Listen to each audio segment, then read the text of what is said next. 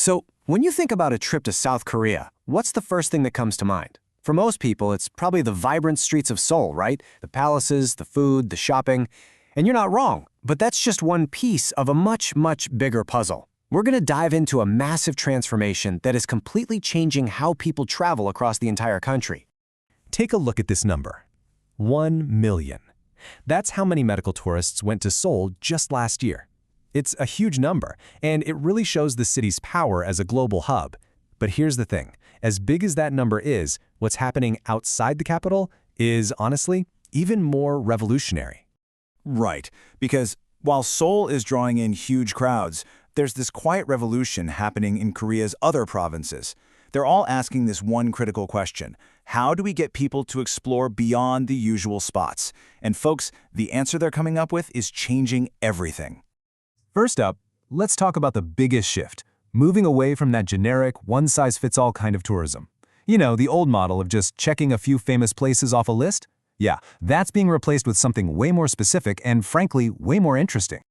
The new game plan is all about hyper-specialization. So instead of trying to be everything to everyone, different regions are carving out their own unique identities. They're building entire travel experiences around what makes them special, and they're targeting people based on what they love to do, not just where they're from. And this slide just shows you how diverse this new approach is. I mean, look at this. In Suwon, they're leaning into their tech industry to become a major destination for conferences. That's MICE. Over in Danyang and Gunghwa, it's all about the wellness trend, with forest and marine healing centers. Mungyang is tapping directly into K-pop fandoms, Jung-buk wants to be a sports capital, and up north, Chorwon is turning the DMZ into an eco-tourism hotspot. It's a complete reimagining of the country's travel map. Okay, so all of these specialized themes have one huge goal behind them: to convince tourists to not just visit for a day, but to actually unpack their bags and stay a while. This right here is the absolute core of the new national strategy. The key phrase you need to know is Jeju Hyungwangwang, which basically means long-stay tourism. The idea is simple, but it is so powerful. They want to shift people away from quick day trips towards multi-day stays. Why? Well, it means more money being spent in local shops, restaurants, and hotels. It's about turning a tourist into kind of a temporary local. And they're getting pretty creative with how they do it. This is brilliant. In Bukhan, you can actually get your accommodation subsidized just for posting about your trip on social media.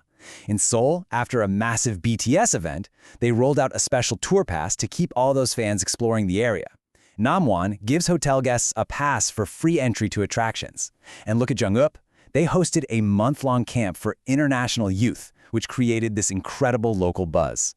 Speaking of that camp, get this number: 2 million. That is the number of social media impressions that one youth camp generated. This just goes to show you, long-stay tourism isn't just an economic strategy, it's also incredibly powerful marketing. You're basically turning your visitors into global ambassadors. But look, you can have the best ideas in the world, but you can't welcome all these new visitors if you don't have the right infrastructure. So let's switch gears to the hardware side of things and see how Korea is building the physical foundation for this whole tourism revolution. And that foundation does not come cheap. This is the price tag for just one piece of it. Over 600 billion won. That's about $500 million for the new Jeju Airport rail link alone. It's a staggering investment, and it shows you just how serious this push is.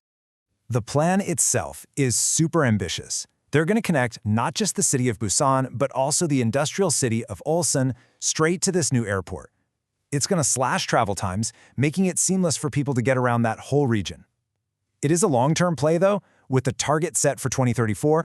And this stuff is happening all over the country. Incheon is massively upgrading its port to handle way more cruise ships. Kimjae is getting a huge new maritime science museum. And even smaller places like Wonsan Island and Nansan are getting millions to develop their own unique attractions. From coastlines to lakesides, the whole country is getting a hardware upgrade. Of course, a transformation this huge and this fast is going to hit some turbulence.